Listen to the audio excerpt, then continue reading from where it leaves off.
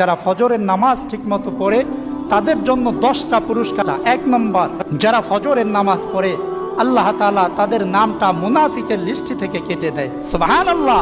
2 নম্বর, যে ব্যক্তি ফজরের নামাজ পড়ে তার দিনটা শুরু করে সারা দিনের জিম্মা আল্লাহ তাআলা নিয়ে নেন, সুবহানাল্লাহ। 3 নম্বর, যারা ফজরের নামাজ পড়ে তাদের পক্ষে ফেরেশতারা সাক্ষ্য দেয়।